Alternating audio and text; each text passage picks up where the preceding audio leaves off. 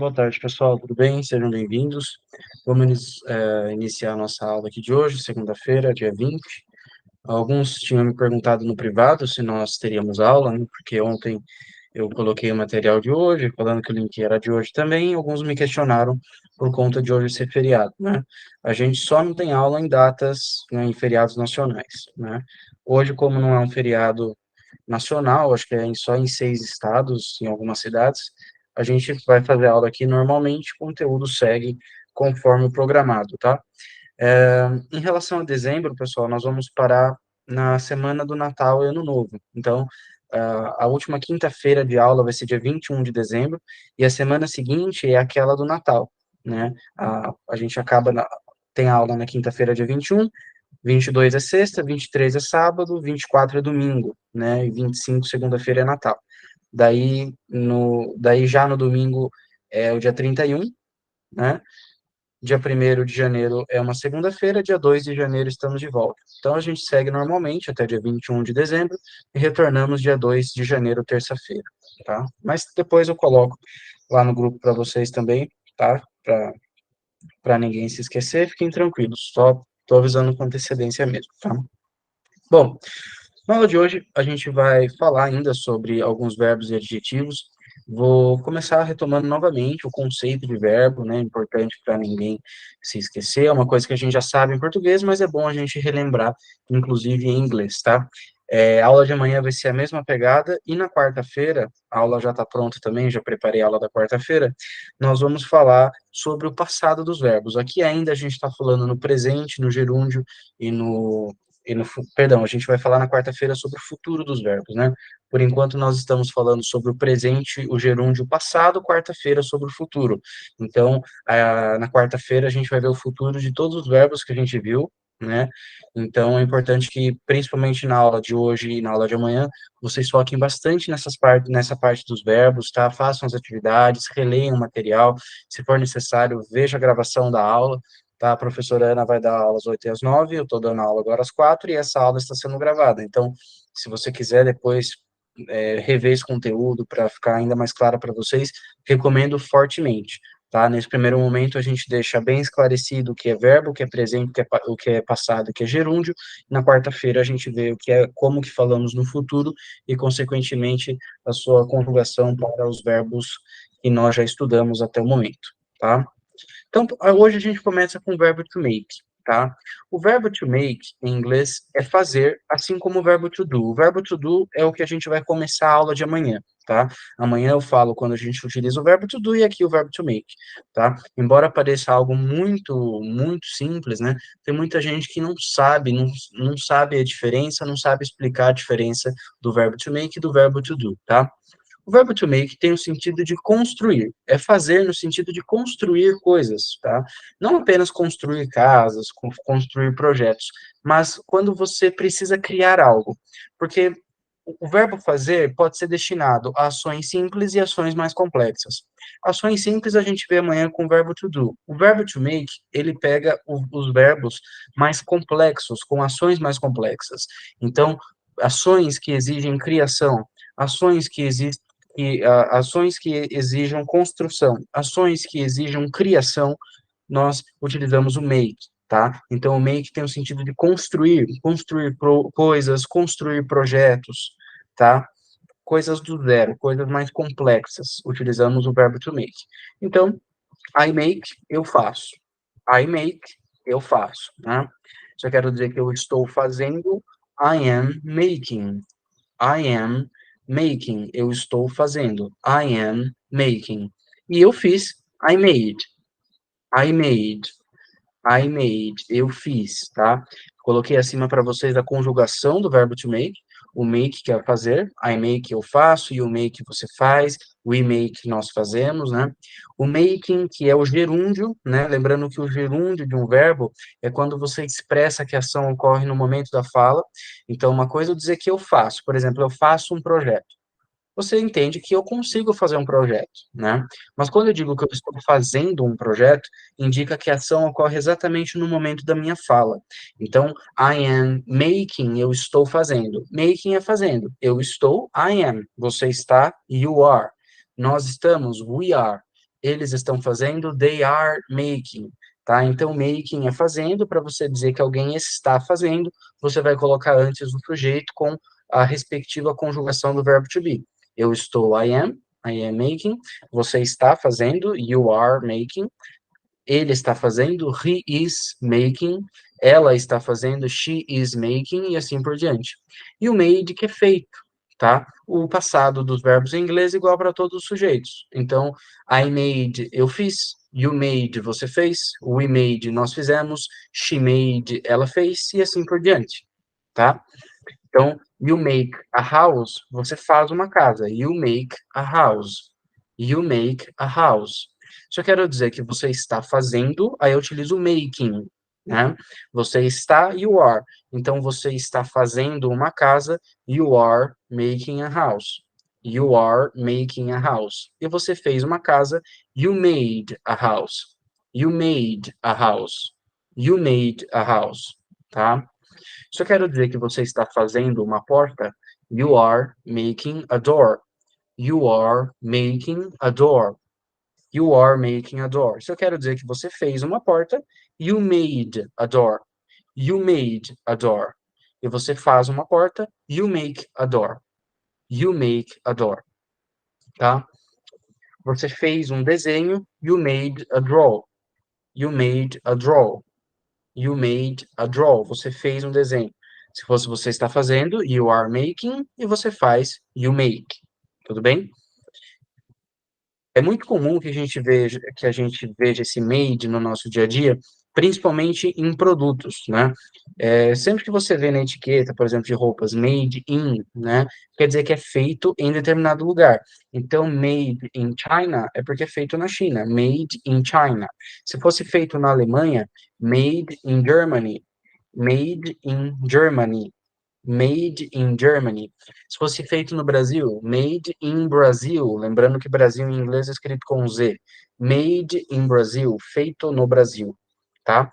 Portanto, o verbo to make tem um sentido de fazer, um sentido de construir coisas, criar projetos, fazer ações mais complexas, tá? Amanhã a gente vai ver o verbo to do, eu vou relembrar com vocês o conceito do make. Então, tenha em mente que make é fazer ações complexas no sentido de criar coisas e construir, tá? Make, making e made, tá? A final alternativa que corresponde à tradução de casa feita no Brasil. Qual que é a resposta correta aqui?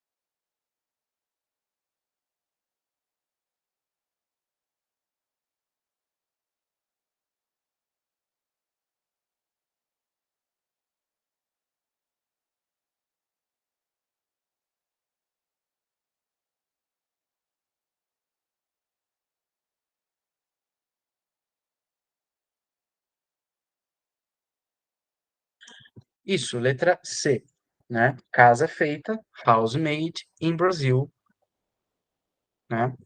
Lembrando que Brasil em inglês é escrito com Z sempre. Por que não é a letra D?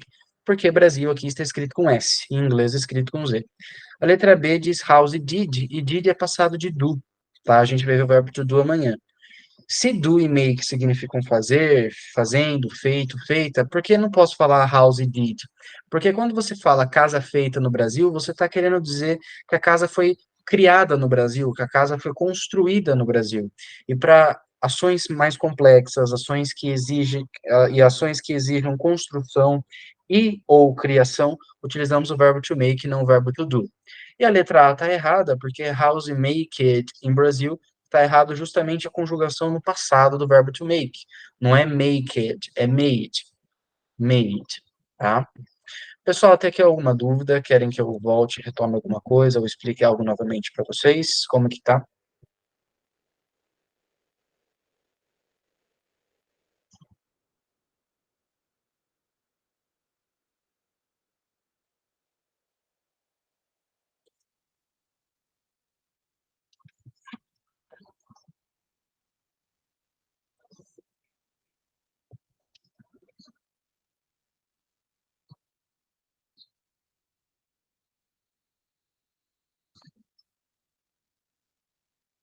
Tudo bem, pessoal.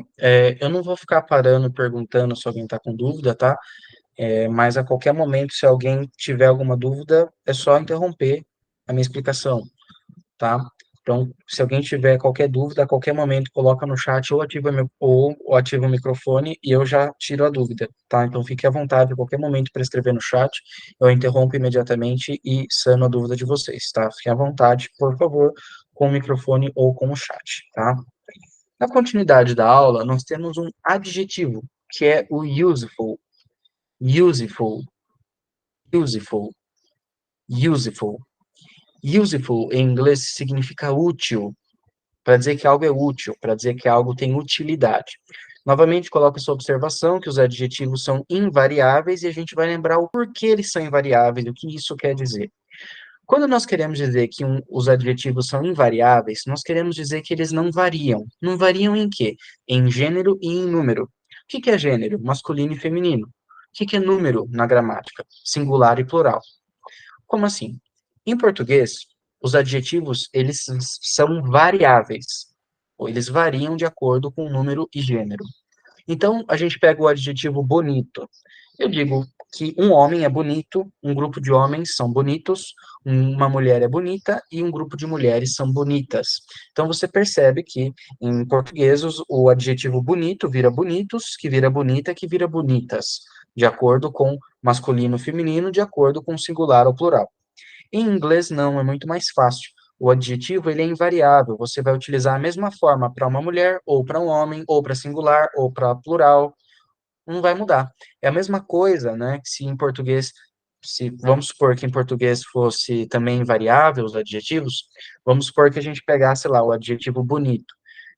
Se fosse invariável em português, eu diria: o homem é bonito, os homens são bonito, a mulher é bonito e as mulheres são bonito, né? Se fosse invariável, seria dessa forma em português, tá? Então, o mesmo adjetivo você vai utilizar em inglês da mesma forma para plural, para singular, para homem, para mulher.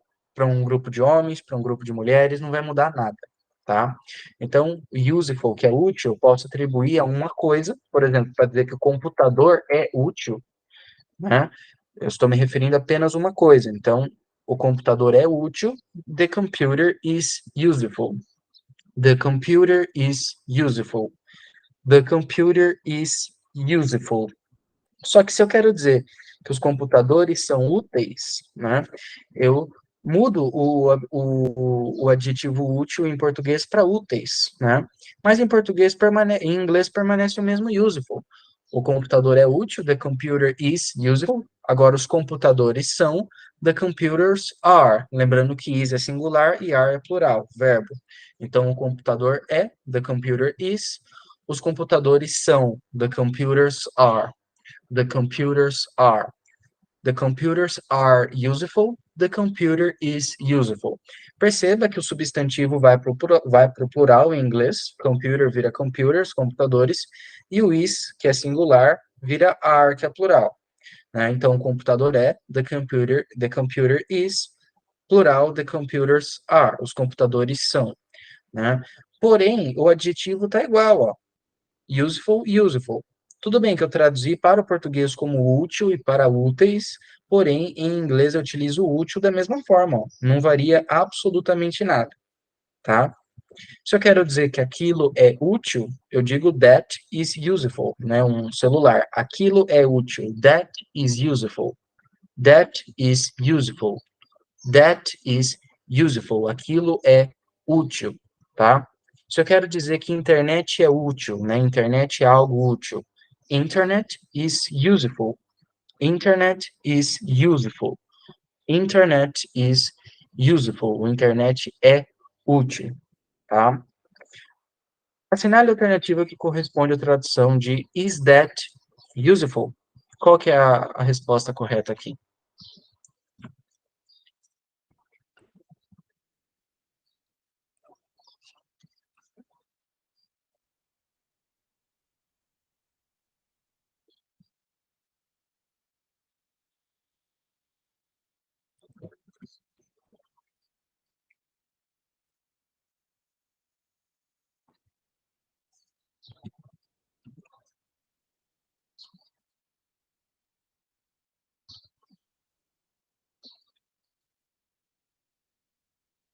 A resposta correta é a letra A, tudo bem? Porque se fosse isso, seria this, tá? This, como eu vou colocar no chat, this é igual a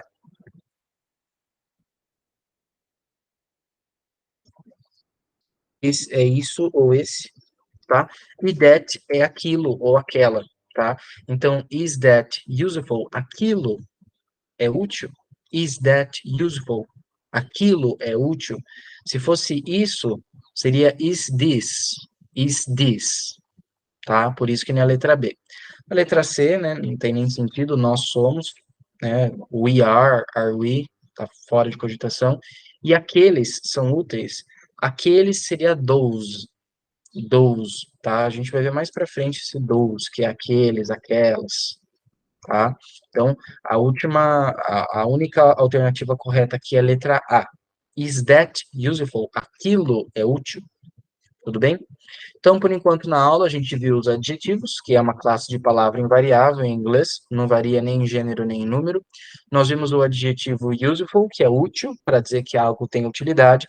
Nós vimos o verbo, nós vimos a classe de palavra de verbos, né? Relembramos a classe de palavras de verbos, né? Vimos que os verbos são palavras que indicam ação, que no presente temos o presente, o gerúndio e o passado, e vimos o verbo to make, que significa fazer, no sentido de construir, criar coisas complexas, projetos complexos, todas as ações que você quer dizer que alguém faz, está fazendo ou fez, e essas ações são complexas e ou têm um sentido de construção ou criação de algo, você utiliza o verbo to make. Make, making e made, tá? Na continuidade, a gente tem outro verbo, que é o verbo voar, que é o verbo fly em inglês. Fly, fly, fly, fly. Tá? Então, por exemplo, eu voo, I fly. Se fosse você voa, you fly. Nós voamos, we fly. Eles voam, they fly, tá? Voando é flying, com acréscimo do ing. Então, eu estou voando, I am flying. Você está voando, you are flying. Ele está voando, he is flying. Ela está voando, she is flying. Nós estamos voando, we are flying. E eles ou elas estão voando, they are flying, tá? O passado de voar é flew, flew. Então, I flew, eu voei. You flew, você voou. She flew, ela voou. He flew, ele voou. We flew, nós voamos. E they flew, eles ou elas voaram. Fly, flying e flew, tá? Então, eles voam ou elas voam, né? They fly, eles ou elas voam, they fly. Se fosse eles estão voando, seria they are flying, they are flying. E se fosse eles ou elas voaram, they flew, they flew, they flew, tá? Se eu quero dizer eles estão voando ou elas estão voando, eu digo they are flying, eles ou elas estão voando, they are flying, they are flying, they are flying, eles ou elas estão voando, e eles voaram ou elas voaram, they flew, they flew, they flew, they flew, eles ou elas voaram, they flew. Portanto, fly, flying e flew, voar, voando e voou. Eu quero dizer que você voa, you fly. Você está voando, you are flying. Você está voando, you are flying. E você voou, you flew. Ele voou, he flew. Ele está voando, he is flying, tá? Fly, flying e flew. Lembrando que para você dizer que alguém está voando, você utiliza o verbo to be. I am flying, eu estou voando. You are flying, você está voando. He is flying, ele está voando. She is flying, ela está voando, tá? Eles voaram. They flew. They flew.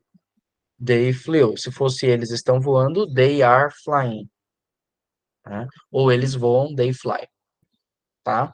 Então, fly, flying e flew. Voar, voando, voou. Fly, flying, flew. Voar, voando, voou, tá? Pessoal, qualquer dúvida, me interrompam pelo chat ou microfone a qualquer momento, tá? Por favor. Na continuidade, a gente tem o dream. Dream.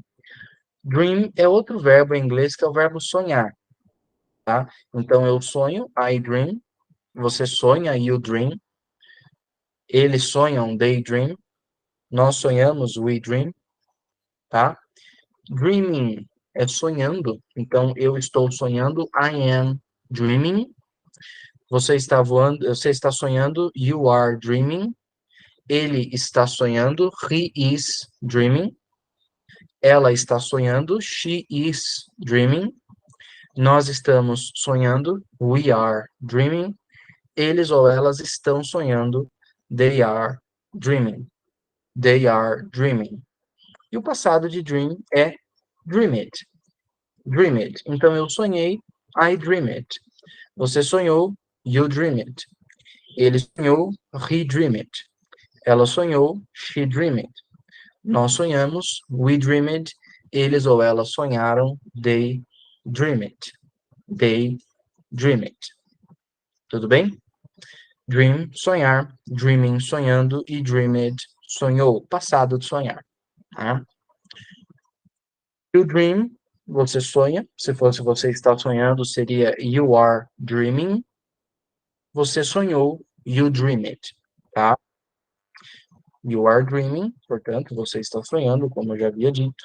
E você sonhou, you dream it. Tá? Coloquei aqui a conjugação, novamente, do verbo to dream, tanto no presente, tanto no gerúndio, quanto no passado. Tá? Se eu quero dizer que você sonhou, you dream it. Você sonhou com o trabalho, you dream it with the job. Se eu quisesse dizer que você está sonhando com o trabalho, you are dreaming with the job. E apenas você sonha com o trabalho, you dream with the job. Se eu quero dizer que ele sonhou com a viagem, eu digo he dreamed with the travel ou he dreamed with the trip. Tanto trip quanto travel significam viagem, tá? Então, he dreamed with the travel ou he dreamed with the trip. Se eu quero dizer que ele está sonhando com a viagem, eu posso dizer he is dreaming with the travel ou he is dreaming with the trip, tá? Se eu quero dizer que ela está sonhando, she is dreaming, ela está sonhando agora, she is dreaming now, né? Se eu quero dizer que ela sonhou, she dreamed, com final ed, tá? Portanto, sonhar, sonhando, sonhou, tá? I dream, eu sonho, you dream, você sonha, we dream, nós sonhamos, dreaming, que é sonhando, então I am dreaming, eu estou sonhando, you are dreaming, você está sonhando, he is dreaming, ele está sonhando, she is dreaming, ela está sonhando, e assim por diante. Dream it, que é o passado de sonhar, para dizer que alguém sonhou. I dream it, eu sonhei, you dream it, você sonhou, she dream it, ela sonhou, e assim por diante. Tudo bem? Então, esse foi o verbo to dream. Dando uma pausa no verbo, na questão dos verbos, para não ficar muito enjoativo, nós temos o unknown. Unknown. Unknown. Unknown, tá? Que significa desconhecido ou desconhecida, tá? É um adjetivo que significa desconhecido ou desconhecida. Para você dizer que alguém é desconhecido, para dizer que uma pessoa é desconhecida, você utiliza esse adjetivo, unknown. Unknown. Unknown. Tá? Desconhecido ou desconhecida. Tudo bem? Se eu quero dizer, por exemplo, que a mulher é desconhecida, eu digo the woman is unknown, certo? Unknown, unknown, unknown, unknown, é tanto desconhecida ou desconhecida. Então, a mulher é desconhecida, eu digo the woman is unknown, certo? The woman is unknown. A mulher é desconhecida. Por que eu falo the woman is? Porque quando eu digo que a mulher é desconhecida, é a mesma coisa do que dizer que ela é desconhecida. Eu só substituo o pronome ela pelo a mulher. ela é desconhecida, she is unknown, a mulher é desconhecida, the woman is unknown, certo? A mulher é desconhecida, the woman is unknown, tá? E se eu quero dizer apenas mulher desconhecida?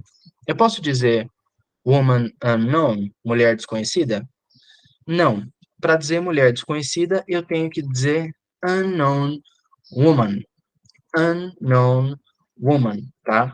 Então, sempre que a gente não tiver esse verbo entre o substantivo e o adjetivo, primeiro temos que inverter o adjetivo com o substantivo, né? Então, quando você tem a sequência substantivo, verbo, adjetivo, fica igual ao português. Mulher é desconhecida. Woman is unknown. Se fosse homem é desconhecido.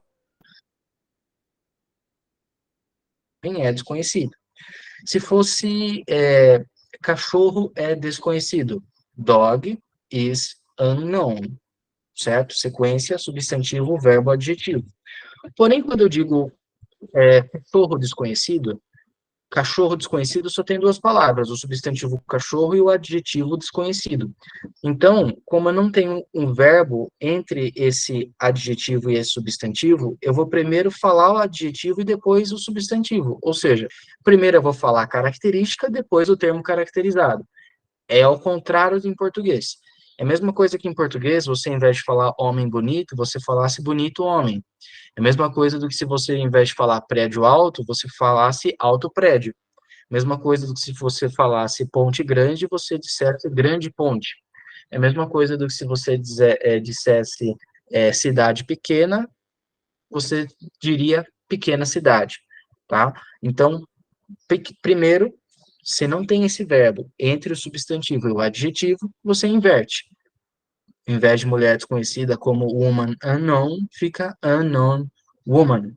Se fosse cidade grande, não seria city big, ficaria big city, grande cidade. Se fosse prédio alto, não seria building tall, seria tall building. Primeiro você fala a característica e depois o termo caracterizado.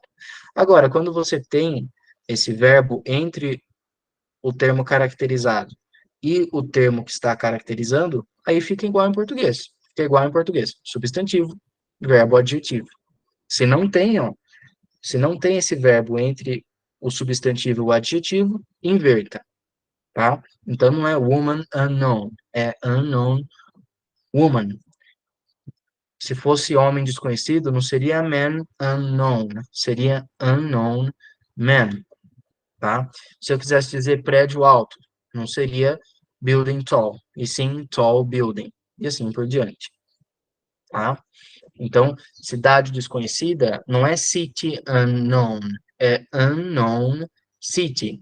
Agora, se eu quero dizer que a cidade é desconhecida, como eu tenho substantivo, um verbo e depois o adjetivo, fica igual em português. A cidade é desconhecida, the city is unknown.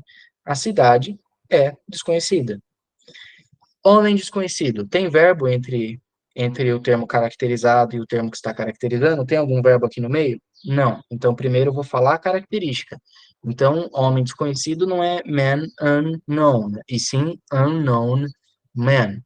Agora, o homem é desconhecido. Repare na sequência: substantivo, verbo, adjetivo.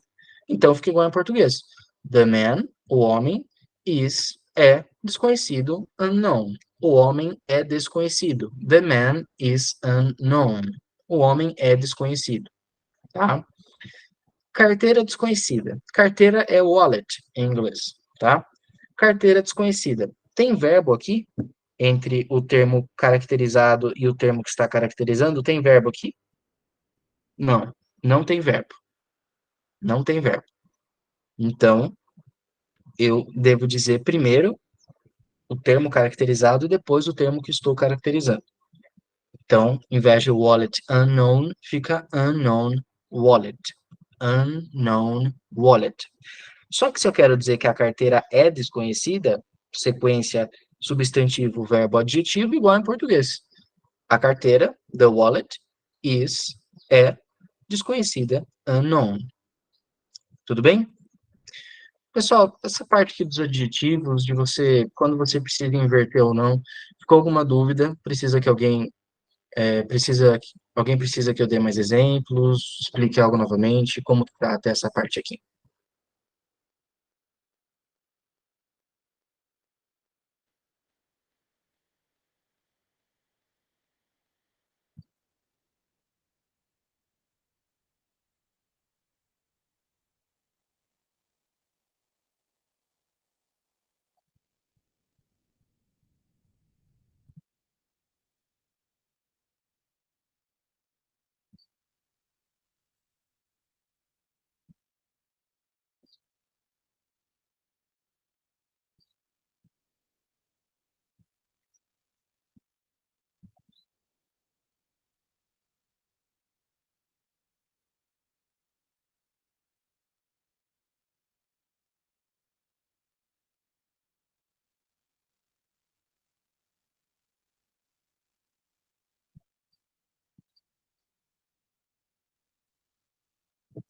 Certo.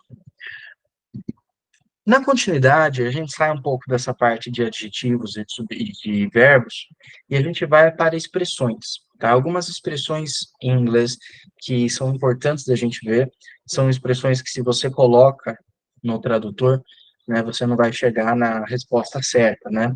Por isso que eu sempre digo que vocês precisam ter cuidado com traduções literais. O que acontece? Muitas vezes as pessoas pegam um, uma expressão, não sabe o que é, joga no tradutor. O problema é que o tradutor nem sempre vai ter uma delicadeza de analisar o vocabulário específico de um idioma para chegar numa tradução mais correta possível para você. Nem sempre isso vai ocorrer. Então, você pode colocar uma expressão lá, várias palavras, e em vez dele traduzir como um significado só, ele vai pegar termo por termo e traduzir de forma literal, né?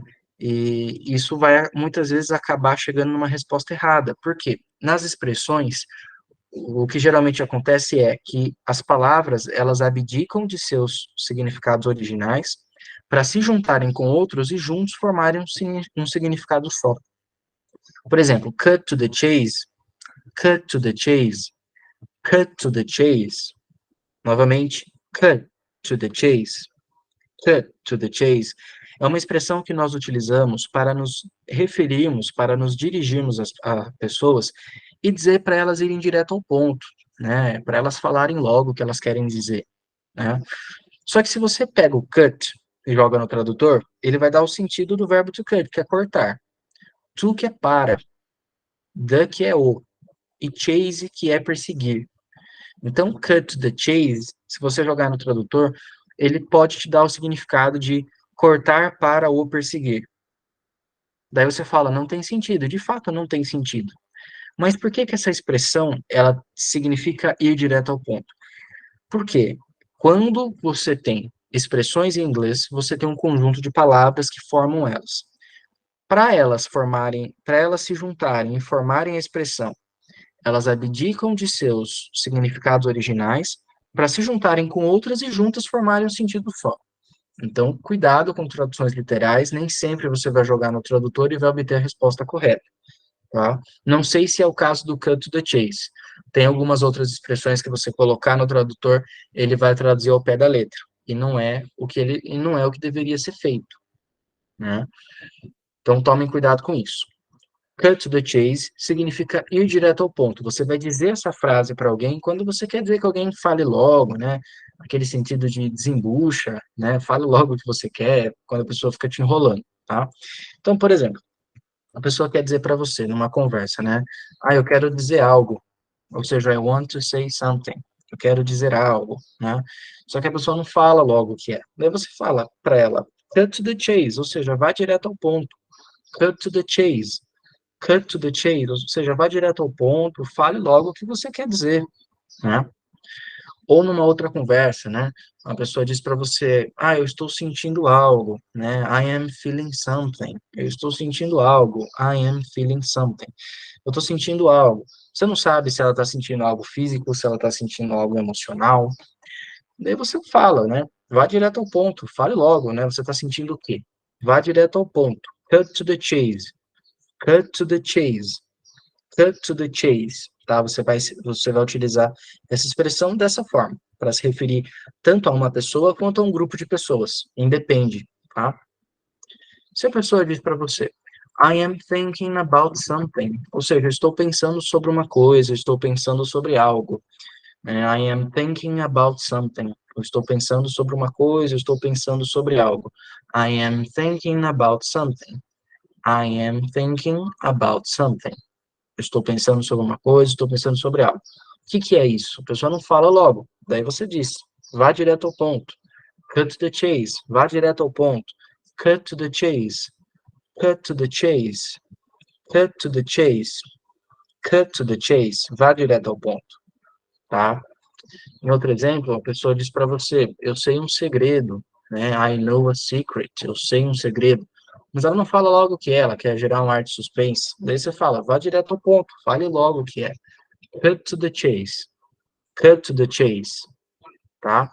Em outro caso, né, vamos supor que em um consultório médico, o paciente chega, em vez de falar o que sente direto, né, por exemplo, ao invés de dizer que está com dor de cabeça, ou seja, I feel a headache, ele só diga eu tenho uma dor, ou seja, I feel a pain, ou I feel a hurt, tanto hurt quanto pain significam dor. O médico vai dizer, cut the chase, vá direto ao ponto, né, ou seja, que dor é essa? Como é essa dor? Né? É muito forte, é o tempo todo, né? Vá direto ao ponto. Cut to the chase. No caso, vá direto ao ponto, senhor. Cut to the chase, sir. Tá? E embora dessa forma que eu esteja explicando para vocês possa parecer algo grosseiro, não é. Tá? É uma expressão que você apenas quer dizer para a pessoa falar mais detalhadamente sobre um assunto. Tá? Então, tanto em situações mais formais quanto em situações mais coloquiais, você pode ver, ouvir e utilizar essa expressão que não vai ter problema algum. Tá? I am sad because of something. I am sad because of something. Ou seja, eu estou triste por causa de uma coisa, eu estou triste por causa de algo. I am sad because of something. Mas a pessoa não fala logo o que é, ela está triste pelo quê, né? Aí você diz, cut to the chase. Vá direto ao ponto, fale logo o que você quer dizer. Cut to the chase. Certo? Então, esse foi o conteúdo que eu separei para a gente ver hoje. O verbo to make, que é o verbo fazer. Lembrando que é fazer ações complexas que envolvem e ou criação ou construção. Então, make, making e made, fazer, fazendo e feito, né, para dizer que alguém fez algo. I made, you made, she made. Nós vimos o adjetivo useful, que significa útil. Nós vimos o verbo voar, que é o verbo to fly, voando, que é flying, I am flying, eu estou voando, you are flying, você está voando, assim por diante. E o flew, que é o passado de voar. I flew, eu voei, you flew, você voou, she flew, ela voou, he flew, ele voou, e assim por diante. Vimos o unknown, unknown, que significa desconhecido ou desconhecida. Cut to the chase, que é ir direto ao ponto, e o verbo dream, que é sonhar. Dream, sonhar, dreaming, sonhando, e dreamed, sonhou, tá? Vendo novamente esses termos aqui, alguém precisa de alguma explicação sobre sobre algum ponto aqui, algum ponto específico que, vendo melhor agora, você tenha eventualmente ficado com dúvida, precisa de uma nova explicação ou de mais exemplos em relação a algum ponto da aula, ou alguma outra coisa que vocês tenham visto por fora da aula, podem ficar à vontade com o microfone ou com o chat, tá? Como que tá para vocês?